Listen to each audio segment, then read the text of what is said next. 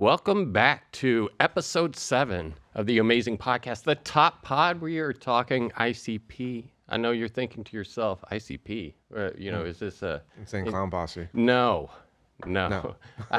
Ideal Candidate Profile. So it's an acronym that we use to basically segment out a group of people that we're going to be talking to. And we talk about, let's bring real life experience, real lessons learned, real wisdom from things that we do in our own organizations for our own clients. So this is, proprietary data, so to speak. And this episode is going to be all about the ICP because last week we had jumped into email, right? And I think maybe we jumped the gun a little bit because I love talking emails. But on the flip side, we need to talk about who are we going to be emailing? Yeah, right? we probably should hit that first, but whatever. Right. Yeah. So my name is Michael Riley with Amazing.com, Amazing Text, my company. We partnered on Amazing Revenue with my buddy, and I'll let him introduce himself. Yeah, I'm JD with LFG Media Group. And Good to be here. Yeah, man, we're excited to be back. Another episode at the Podcast Junkie Studio with Christian on the board. Yeah, on ones and twos, right? Hit us a sound effect. Yeah, Come on, just hit us with something. Hit us with something. He's pulling it up. You know what? We'll do it here at a random time. Oh. But choo. Yeah. But in any case, excited to be back talking about who and what we're going to be targeting. And I guess the question to start with is, who are you? Who am I? What is the company that is looking to prospect? And I know for tech, I always talk about, our ideal client is Jim. Everybody. Well, no, Jim specifically. If we craft any marketing message. What do you say, Jims? Jim. I call him Jim. Who the hell's Jim? Jim. I'm glad you asked, right? I don't know Jim. Jim is an entrepreneur, right? And so the person that if I could have an ideal client, right? Why Jim though? Why not John? Because I named it because anything that we build, internally, I say, does Jim want that? If Jim doesn't want that, if Jim can't use that, if it's not directly going to benefit Jim, then I don't we shouldn't prioritize that. But Jim is an imaginary person, is an avatar, right? Oh. Okay. And so it's my ideal client profile. Is if I could think of somebody who would be the perfect person or the perfect fit for my organization, it's Jim. Jim owns a small business. I love that. Yeah. I've never heard you say that before. Right. I actually love that. Yeah. It's Jim. And don't let it go to your head. I don't want to blow your head up. But. Yeah, but it's Jim owns a company. He's got 50 employees, right? Yeah. Jim's doing good. Jim's doing good. But here's the thing that Jim does not have. He doesn't have. He's got things, right? He's obviously doing business and he's kind of gone somewhere, right? And he's grown. But at a certain point in time, things that he was doing, he kind of had an IT person and it was an office manager and they kind of handled it, but they were just they started business 10 years ago and it just kind of took off and then kind of doubled year on year on year on year. Now he's gotten to a point where he's got 50 employees and no real IT expert or somebody who can look at hey, how can I get it from 50 to 100?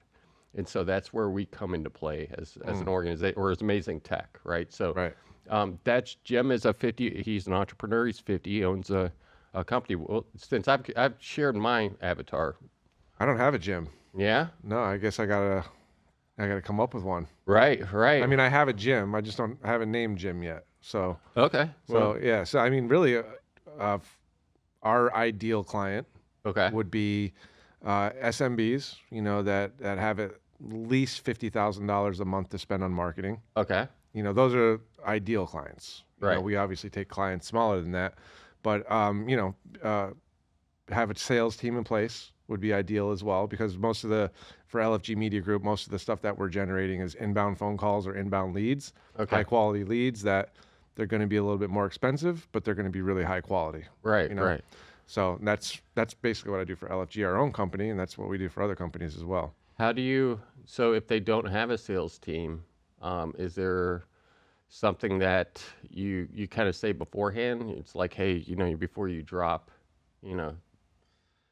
Absolutely. I mean, especially in the behavioral health space or insurance or whatnot. I mean, luckily I have a couple of consultants that work with us that, let's say that they yeah, I can always tell like what kind of sales team they have. They say, yeah, we are. I always say, how's your sales team, or how's your call center? And nobody ever says they're garbage, because they don't. Stop the cap. Oh, oh, there we go. God damn. And that's what he's thinking. Yeah. Wait, we gotta have to edit that out, bro. But so, yeah, no. So, then no one ever says my sales team's garbage. So, and I go, okay, great. Well, what are they using? Like being like, what kind of software are you using call tracking metrics? No, they answer calls on their phone. I'm like, okay, your sales team's shit. Right. Well, I shouldn't say shit, but I mean, it's not organized. So, good thing is, I have a consultant that can go in and really kind of whip a sales team in shape, which is good. Yeah. So that's huge. Or we can, with OHmazing revenue. Yeah. That's something that we can provide as well. Right. And it's, while revenue's kind of taken off, that's definitely the perception is where we want to be later on is we want to, because nothing's worse than, we talk about this basically every episode, but nothing's worse than generating leads and then, them not closing it. I absolutely makes me crazy when I have a client says your leads are garbage. I had this one client who finally no longer with us, but everything was your leads are garbage. And I finally told him, I said, your sales team is garbage. And I said, I'm not really that type of person to blame it on something else, but yeah, enough's enough. Yeah, I sent 2 consultants in and they're both like, the leads are great. His sales team's garbage. Right. Thank you. Right. I mean, so at a certain point in time, you got to have a little bit of self-reflection. So, I mean, maybe that is, the ideal client is an ideal client is SMB with a budget of, 50, did you say 50 or 30K? 50. Yeah, 50K that understands. Is that really an SMB though? I mean, I guess it's an MLB. Yeah. Mid-market. I mean, I don't know. I mean, small businesses, like they can, like, even smaller budgets, like 10, 20 grand. I mean, that's still a pretty heavy budget. But I mean, LFG Media Group, when we were very small in the beginning, I was dropping 10K on PPC. Right. But I'm not saying it's not nothing, but it is for a lot, yeah. How large number size does that typically translate to on, and so, I mean, well, let's build the ICP for LFG. So like it's 30 to 50 or 50K, right? So how many employees does that typically translate to? Well, so you got to kind of, I think if we're building out an ideal client profile, right, and we say to one of our clients, or let's say LFG, and we want to target people with a 50K marketing budget. So generally, companies, from my understanding, will spend 5 to 7% of their top line revenue monthly on marketing. So let's say, you got to do 20 times that. So they got to be doing, what is that, $1 million a month in marketing. Or I'm sorry, $1 million a month in revenue. So 12 million. 12 million. 12 million in revenue. Mm-hmm. Yeah. And so how many employees does that typically translate to? And that this is one of the ways that we you can, when you're developing an ICP or you're working with us to develop it, one of the ways we look at it is number of employees. And then the other way to look at it is revenue, right? So yours is revenue focused because you're doing an ad spend on it, right? Exactly. That's, do you have an industry, like it gets to be too much too. Like we don't want to be targeting companies that are doing too much in revenue, because they almost all the time, the bigger the companies are, the more likely they are to have it internal. Okay. They don't want to outsource it. Maybe they like piece some things out to you, but you get kind of like into the higher revenue over 100 million, and it starts to get into like CEOs don't want to talk to you because they got people that handle that stuff. 100 million is a lot of revenue. Yeah. So that's definitely probably an enterprise. Yeah. Right. I think enterprise. Microsoft refers to it as north of 250 employees. I know some places look at enterprises north of 2,000 employees. I think it really depends on who you're talking to. But I'm assuming if you are listening to this, then you probably, and you're doing that much, if you have, 2,000 employees, then you probably are familiar with what an ICP is, or at least have somebody internally that is handling that. So, I assume that if you are listening, if you're listening to this and you have 2,000 employees, you probably are familiar with what, or I'm hoping somebody on your team is at least thinking about who do we want to buy our product ideally, right? Yeah. And then crafting, segments. When I say segment, like a group of people that we're going to reach out to and say, hey, or who audiences, like if we're doing social media ads, or like an audience is parameters about a person that you want to display this ad for, right? Yep. So I'm assuming that you have some basic level of I'm sure you didn't get to that big by accident. Yeah. You have to have some level. It's so crucial in the beginning. Like, I feel like the longer we've been doing this, the better we've gotten, or I could speak for myself, but better I've gotten at like understanding ICPs and like trying to build lists out properly and knowing like what to go after. Because I just pulled a list for LFG for Chad to call for insurance agencies, and I screwed up. I didn't do the revenue part right. I pulled a big list for him. Okay. This guy, poor guy, is calling like UPMC and like some bigger like healthcare companies were on there, and so he's like prospecting CEOs of like these huge insurance companies that they're like, dude, I have someone that handles this. Like, why are you calling me? Like, don't call me again. The guy's been like getting just smashed for like a week, and it's totally my fault. And I think, there's if you get the ICP part wrong, it's not more than just the data that you're paying for. You're burning your employees' time. You're burning them up. Like there's like so much more expense and loss involved if you don't get the ICP part right from the beginning. And that's the most important thing. Yeah, for OHmazing revenue, that's something that we've gotten really good at, I feel like. And we go in, we talk to a business.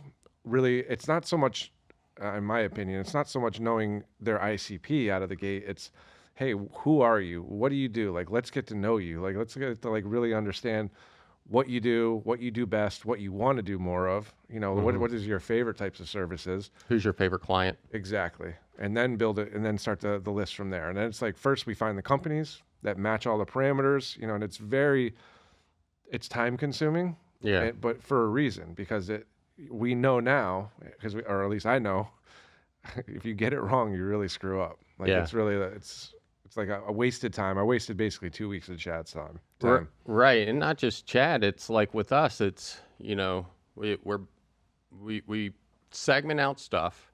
We give it to our data team. Data team starts distributing it to places in ways in which we interact with these people. One of them happens to be Chad's the easy target because, we're talking about Chad because this is the guy that's assigned to insurance, right? So he's calling people up, but also, we've got a data team that's, spending time loading stuff up, provisioning the data out to different places so we can interact with people.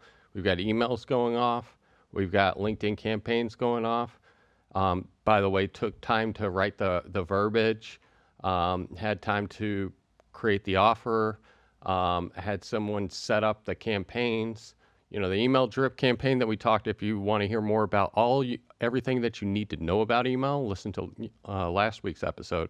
But in future episodes, we're going to be talking about our LinkedIn, how cold we go out. Yeah, cold calling, SMS. It's a cascading effect. It starts with the data. If you have bad data, all of your channels are piss poor. Yeah. Yeah. So it's like you're not going to put diesel in a regular gas car. Right. You know what I mean? Because it's just you're gonna end up on the side of the road. Right. You're not going to plug up the Tesla to the gas station. I'd love to just one time. Yeah. Tesla fan? No. TSLA? No, I think Elon Musk is great. I think those cars suck. Stock was great. Yeah, I just think, I don't know. I think Tesla cars they're just too plain Jane for me. Yeah, no, I get it. So truck guy. Big truck guy. Big truck guy. Yeah. Lifted truck guy. If you know. I do not have a lifted truck, and the ass is not on the ground with like a bunch of neon lights. Just your typical GMC Sierra Denali. That's it. Okay. Nothing crazy. Fair enough. But okay, so Whenever someone comes on board, the first thing that we do is we talk to them about like, all right, so what do you do? Who's your favorite client? And we try to find out why they are their favorite client, right? Their favorite, and usually it's because A, they're profitable, and B, they're highly effective with them, right? Yeah, you can talk comfortable. I mean, for me anyway, my favorite clients are the ones that, or my favorite prospects are the ones that I can just have a conversation with. Right. And I don't feel like an imposter. Right. You know, I know the industry, like behavioral health. I know the industry. I can Right. talk about it all day. I don't have to sell it. Yeah, right. You know? So we can have a conversation about it. So that's why they're a nice niche for you. And so if ICP, if you're familiar with the word niche, the rich is the niche. It's niche. It's niche. Riches are in the niches. No, I know. Everybody says niche. I say niche. Okay, fair enough. All right. So, I'm different. Right. I'm built different. Built different. That's what it says. He's also got that bumper sticker on the back of the truck where it's got the kid peeing. Right. On the Ford. Yeah. That's Calvin from Calvin and Hobbes. It's got Calvin and from Calvin and Hobbes. All I need is what is it? The flow grown sticker. Oh, yeah. Flow grown. Yeah, there we go. Yeah. All right. So we talked about one of the parameters is the key parameters for like company size, right? Mm-hmm. So we talked about employee count, we talked about revenue. Let's talk a little bit about industry. So we'd said there's basically preset industries in there, and then you can also, like, the way that we're able to filter down, as you know, is we can use industry keywords, right? Because there's only so many like pre-populated industries in there, and then you can get granular with the NAICS, which for those of you that don't know is NAICS, or basically the company code that they're registered with the IRS. It kind of like tells you like what kind of company it is, like how it operates. Or SIC codes is another term for it. Well, they're two different things, but they serve the same purpose. Yeah, one's older than the other. Exactly. Right. So you can get granular with that. You can drill it down like we did with private equity recently. Yeah. And then you can even negate things. Like let's say you were going after the insurance industry. Okay. But you really want health insurance. You can negate automobile. You can negate, I don't even know, life insurance, like whatever. Boat. Yeah, boat. Yeah, boat. Boat. I know. I just drew a blank. But yeah, you can negate things. Like we can get super granular and really like drill it down so we can end up with a very clean list by industry as well. Right. And I think you brought up a good point about the NAICS codes and the SIC codes. So if you're not familiar with those, because it's not, look, if you don't know, then you don't really know, right? When you file taxes, you basically declare yourself, I'm this type of an organization to the IRS, right?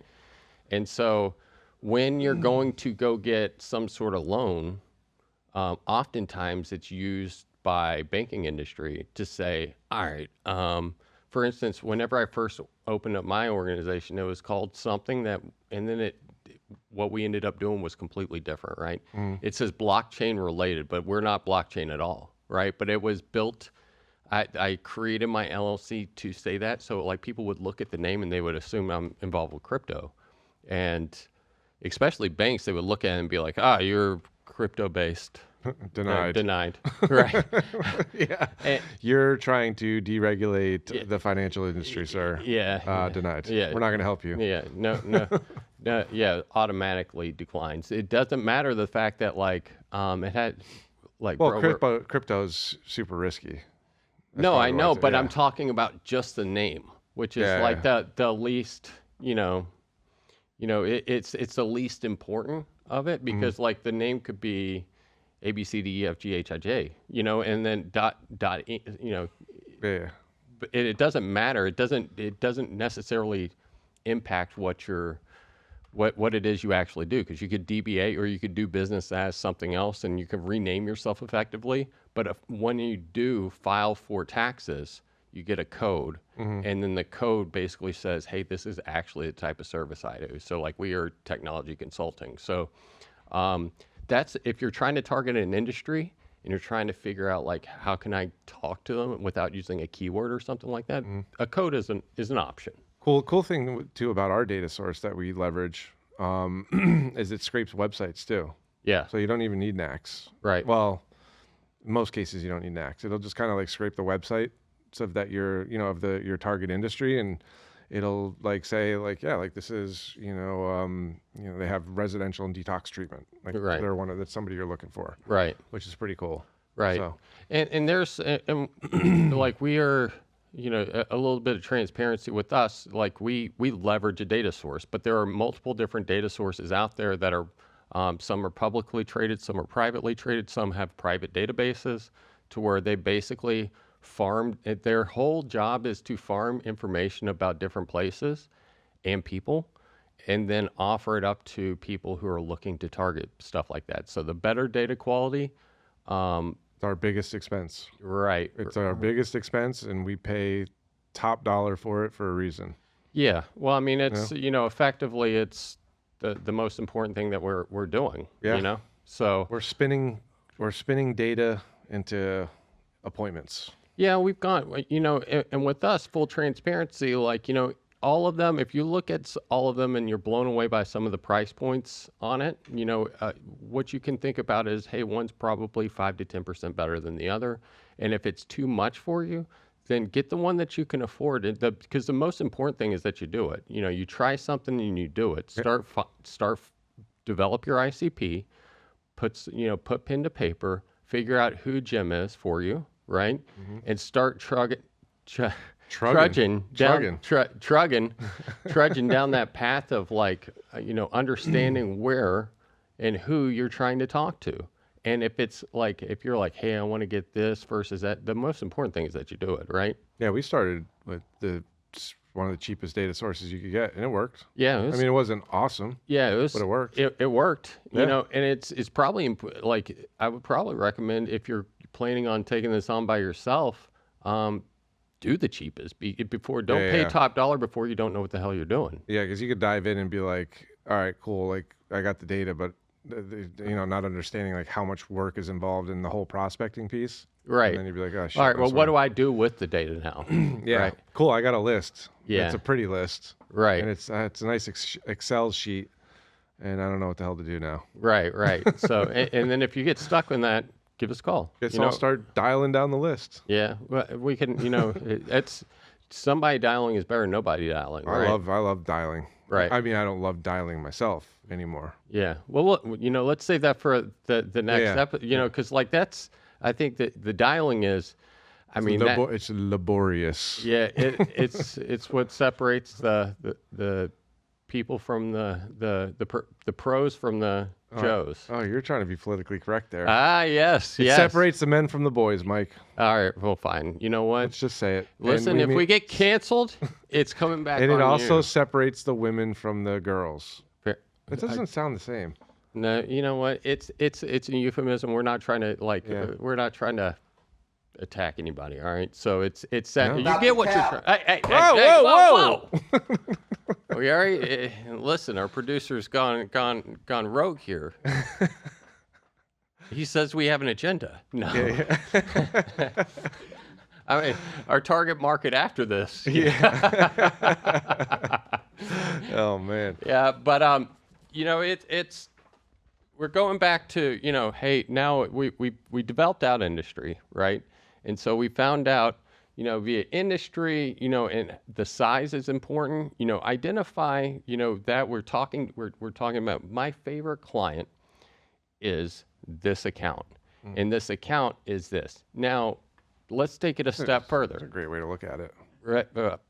Yeah, I appreciate it. I know. I don't know why I never looked at it like that. Right. So, but let's take it a step further. Let's do it. Let's go. From account, right? So we harvest accounts and contacts. If you guys aren't familiar with it, accounts are very much companies in your phone. Think about your phone. Contacts is a contact. You can have companies to accounts. You can have many people that you talk to one account. So let's talk about contacts. Was that not clear? No, I don't know. You're starting to lose me on there, but I'm a little slow, so it's fine. So accounts are companies, essentially. Correct. And then with every company or account, you're going to have contacts or leads. Or many. And that's going to be your decision makers. Many contacts to one account. So we figure out the companies we want to go after, or that whatever our clients want to go after. Now that we've established these are the companies, these match all the parameters. Next thing is we flip over to picking the decision makers for each of those companies, and that's a freaking art too. Right. Maybe not an art, but it's definitely something that's super important. Oh, I agree with you. Yeah, it's more important than the companies, actually, probably. I think they're both. You know, I mean, like I said before, you can get it wrong pretty easily. You can get. I guess it's fair to say that it's more important than accounts. I think accounts is like, but I don't want to disparage like accounts either. It's like, look, you can't go to somebody who's, you know, hey, I've got a $50K budget, and you go to an ice cream stand and say, hey, bye. Those serious ice cream sales. Right. I mean, you know, some fire peanut butter fudge. You know, yeah. I'm glad you didn't do a trademark name there. So, you know.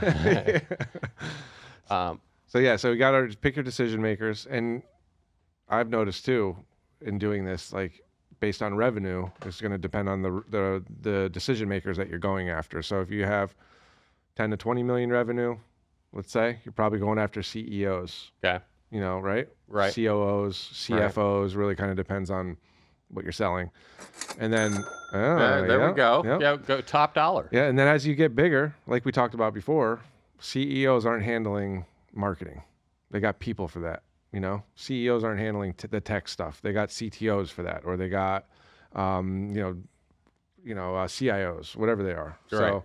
So it's smart when you're kind of like, you're building your first list. Let's say you're doing this, you know, on your own, you know, try to keep your revenue parameters pretty tight, and then understand the decision makers that fall within those revenue blocks. Right. How big, like, you know, because I messed up by going 10 to 100 million in revenue. It's a big difference. And went after the same decision makers, and maybe 20% of those decision makers on that list are actually like viable. The other ones are like, dude, get out of here. Yeah. Because I mean, at 10 Stop calling me. Yeah. I'm on the golf course. Literally, you know, it's one's 10 times larger than the other. Yeah. Right? Yeah. So, I mean. And it's literal.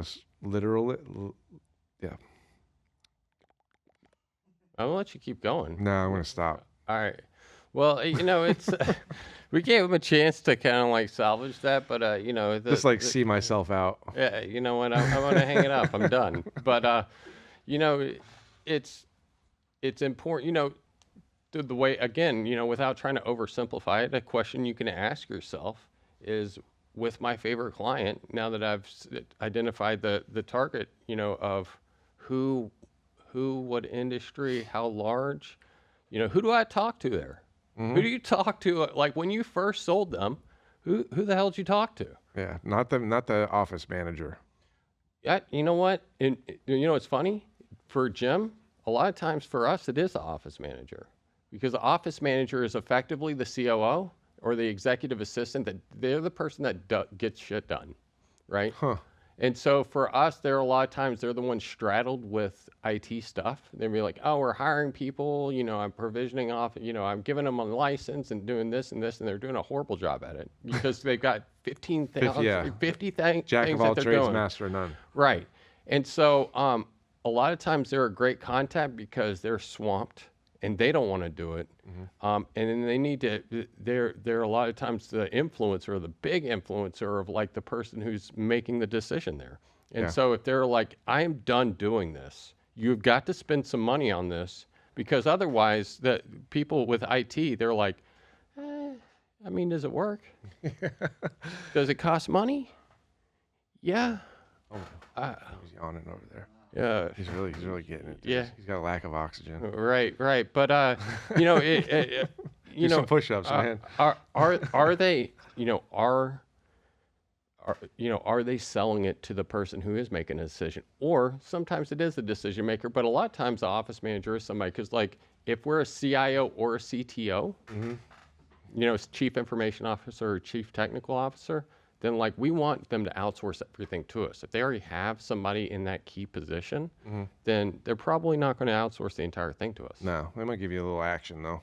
You know, yeah, it's partially, taste. But it's not. But here's the thing though. That's not Jim. No. You know, that's like that's a B. That's a B tier client for us, right? You know, we'll take him and we'll happily do it. But like look, there's only so much, like we're a small company. There's only so much time in the day. If we're going to go out and reach out and talk to people, I want to talk to the exact damn person that I want to talk to. Yep. Right? It all starts with the right data. Right? And one of the things we exclude is, do they have a CTO or CIO? You know? And who's the person who who wants this to happen? Who does not want to do IT that does it currently for them? That's interesting. I wonder, yeah. Go ahead. No, I was gonna say, I wonder if you load up that data into a PPC account, that third-party data. I've never used third-party data in a PPC account up until, actually I never have, but I'm really considering it now. And I'm wondering, because I've always like lived in healthcare, and you just can't healthcare is a very restricted niche, especially with like yeah, Google that Ads, makes sense. Like you HIPAA can't, and yeah, stuff. yeah. So, but I'm wondering if we're pulling that data and you get all that data. So yeah, you have your cold prospecting, all the stuff we're talking about. And I bet you could take that data, load it into an ads account, and then do use lookalike audiences. Yeah, like a Facebook or Dude, I bet you the targeting is sick.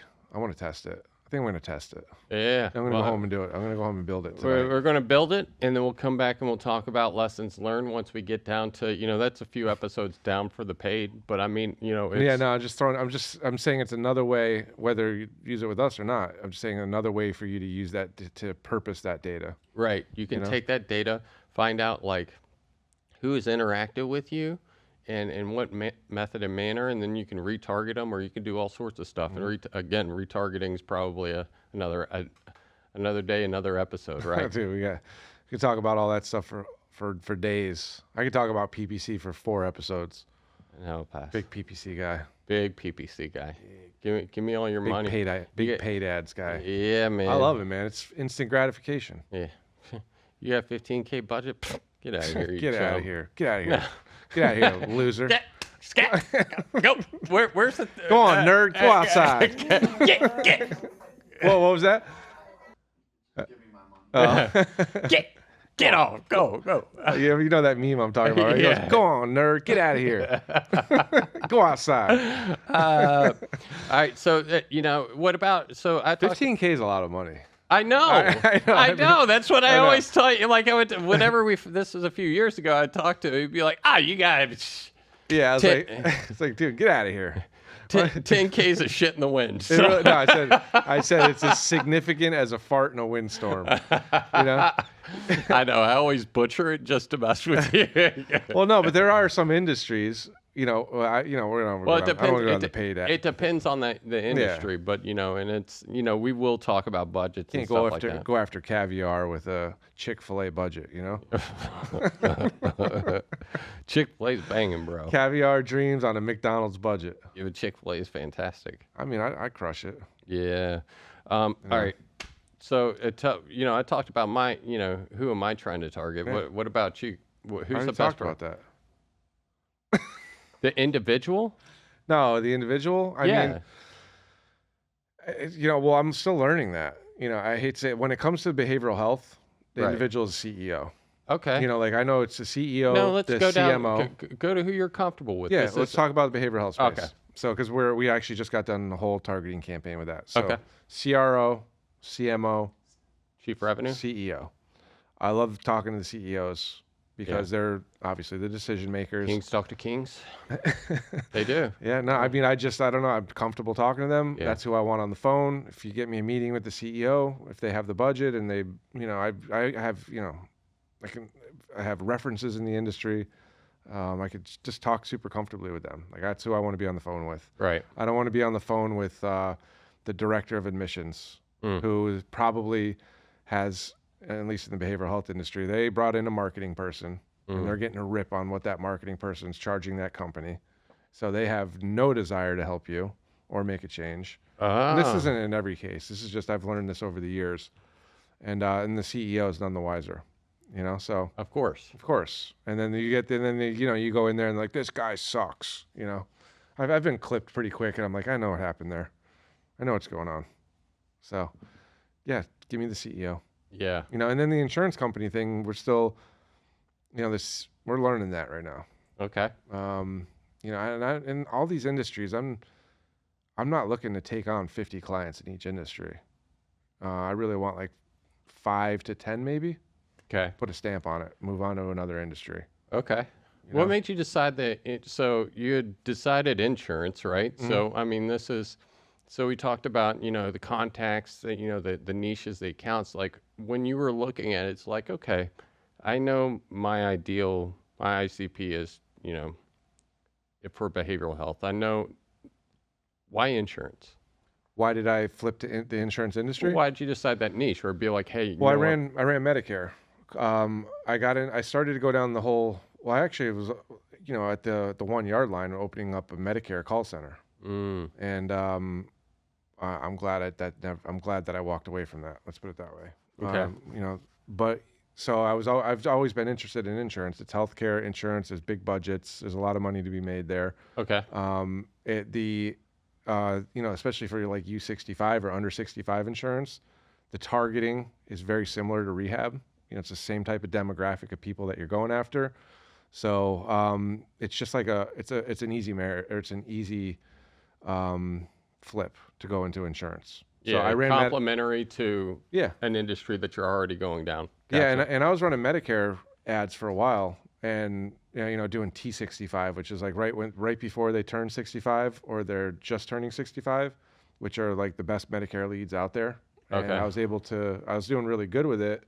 And then the guy I was working with that I was selling these leads to, I'm pretty sure he copied everything I was doing and then let me go. Yeah. I said too much. So, but no, so since then, to answer your question, I've really bbeen wanting to get into the insurance space. Okay. And now it's finally getting started, and got a couple of insurance clients, which are great. And, it'll be great to have that in our portfolio. Yeah, absolutely. We're even looking at like car dealerships. Right. Another big budget subsidized by the manufacturers, which is pretty cool. Oh, okay. Yeah, like a lot of times these manufacturers will pay like 50% of their PPC budget or their marketing budget. And I wish somebody would pay for half of mine. We do get some co-marketing from Microsoft. Microsoft should break you off, right? They give us some, but it's just such a pain in the butt to like kind of go through. They don't make it easy. No. Yeah, you got this money available. You got to fill up all these forms, and it's got to meet our marketing.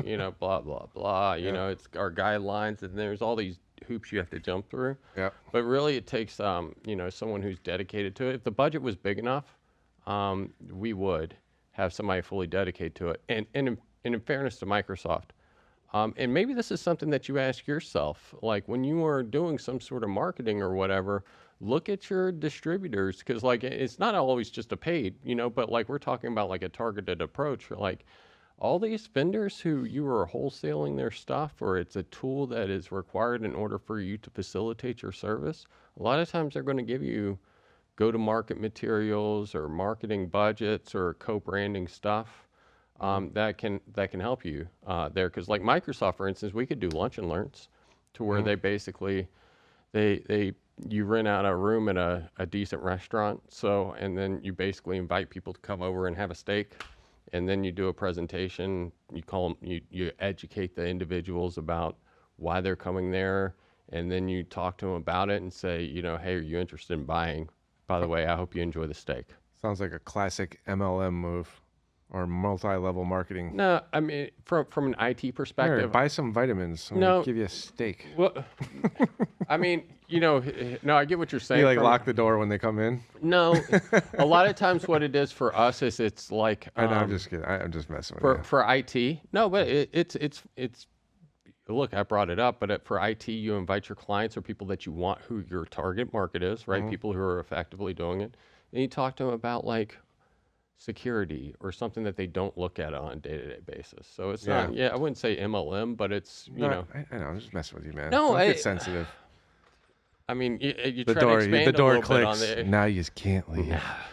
You're leaving here with malware bites, buddy. I hope you like that 6 You're ounce getting fillet. that free security assessment, whether you like it or not. Yeah, you're my ICP. You're not going anywhere. What's your blood type? What the fuck? Got a dollar? Got a dollar? Who's making decisions there? Are you an influencer, a gatekeeper, a champion, or a decision maker? You get a fillet, you get a strip, and you get a burger.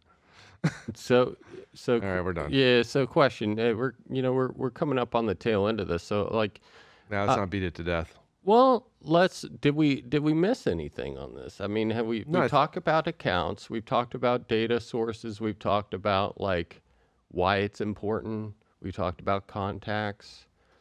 I think one of the great things, well, that seemed really loud all of a sudden. I think one of the great things about the data that we pull, and other people can pull too, is you're getting, by pulling that data, you're getting LinkedIn profiles, you're getting emails in most cases, mobile phones in most cases, direct lines to their work, company numbers, addresses, like you get it all, which is great. So you really, once you identify the right decision makers, you pull the data, you have at your disposal, like you could, okay, this is the channel I want to start with. I want to craft a campaign for LinkedIn. I want to, which we'll talk about in another episode, but I've got the mobile phones here. I want to do SMS? Do I want to do that? So once you have the data, then it's like, what's your course of action? And if you're small and you're just getting started and you're a 1 or 2 man show or 1 or 2 woman show, start with one channel, maybe initially. Yeah. Just to feel the temperature on the industry. See Right. what kind of response you can get. If you had to pick one channel, what would you pick to start with? If that's a good question. I would pick cold calling. Oh, channel. Sorry, I thought for whatever reason I thought you were saying industry. Probably cold calling. Oh, yeah, yeah. cold calling is probably going to be the most. It's the most labor intensive. It's the people that it's the thing that people want to do the least. It's the most expensive. If you're hiring somebody to do it for you. Yeah, if you're hiring something, or I mean, it's the most expensive even if you are doing it because your time is. Yeah. So I mean, it really depends on how you measure it, but effectively, it's going to be, but it will be the most effective. Cold calling is great because you're getting your name out there. Like, even if you're not getting sales, your name's getting out there. Right. So and hopefully you're getting your name out there in the right way and not pissing people off. Right. Well, I mean, it's, and I think sincerity, without going too far into, say someone listens to this episode, they don't listen to anything else, right? So, but if you're looking into it, like, all right, well, I've got my ICP. What am I supposed to do with this? Call them, and Introduce yourself. hey, have a plan. Jim. Yeah, no, have a plan of action and be sincere and believe in your product. And whatever the key to cold calling is just to do it, and then the flip side of it is like not be tied to The outcome. Yeah, the outcome. And nobody is going to sell better than you. No one's going to sell your own company better than you. Right. It just will never. Nobody will do a better job. Right. So to start it off, and this isn't just cold calling. This is anything.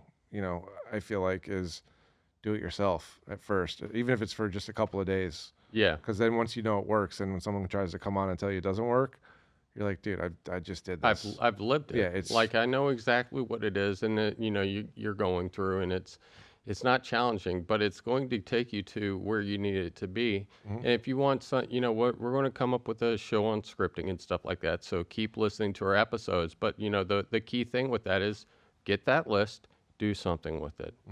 We recommend cold calling. It's not the only avenue. If you want email, listen to our other episodes. Email's great too. Yeah. Or if you decide that like, hey, I've got a budget and I don't feel like doing any of this, call us, We know a guy. Yeah, we know a guy. We got a guy. Right. So we got a plan. But there's prep time to get involved, get set up. But like a couple weeks in, we do a prep, we build an offer, we develop an ICP, we start doing campaign writing and stuff like that. You could have all of those up and running in a couple weeks. Yeah, 2 to 3 weeks it takes us to build it all out, probably. Right. So, and it really, the length of time is really dependent on the person that we're working with. The quicker you give us the data, the faster we can do it. Like, for SMS, we have to put verbiage on your website. The quicker you put that verbiage on the website or you give us the keys to do so, the quicker we're going to be able to get it up and running, and we can start using that money that you're spending, because you're spending money and time and resources on something to get something, right? Because it's an investment. If you want your business to grow, it ain't going to grow by itself. If you want a plant to grow, you got to put it in the sun. Yep. So to recap, that's pretty good. So to recap. Whoa, that was a spicy one. Yeah, that was controversial. Yeah. So to recap, when you're building out your ICP or you're considering your ICP, look at your favorite client or current set of favorite clients, then identify companies similar to that company, and then identify decision makers within that company that are similar to the decision makers in the companies that you're of your clients, and then figure out which way you're going to leverage that data first or at the same time. Right, right. That's simple. That's simple. If you have questions, hit us up in the show notes because we've got our, we'll be happy to have a conversation with you. We're going to drop our contact information there. Feel free to like, subscribe, share. It's been, I think this is it. Let's put a wrap on this episode. Put a bow on it. You guys are our ICP. Drop us some information so that way we can farm some information. No, I'm just playing. But Put your email addresses in the notes, please. Right, right. So that was episode 7 of the Top Pod. Hopefully you guys got something in it. This is ICP 101 2024. My name's Michael Riley with Amazing Tech. Thank you so much for joining us on this episode, and we will see you next week. And I'm JD with LFG Media Group. You forgot about your co-host. No, I didn't forget about him. I've actually remembered about it, but you know I don't what? know why I keep coming here. This has been dragging on for long enough. Yeah, that's right. Let's go. Peace.